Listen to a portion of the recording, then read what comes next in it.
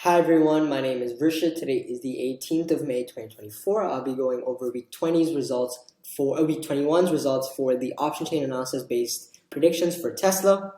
So without further ado, we can see that the prediction was made on the 11th or 12th, whichever day of the weekend, for the weekend the 17th.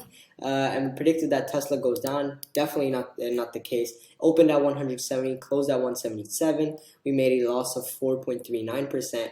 Bringing our alpha down to minus 20.91%, since Tesla's cumulative return at this time was minus 21.93%, and our cumulative return was minus 42.84% based on the option chain only. And we had a loss of 4.39%, whereas Tesla made a profit of 5.34% this week, when it gave a positive return of 5.34%, increasing our alpha by around 9.7%. So thank you for watching, enjoy, and I will see you in the next video.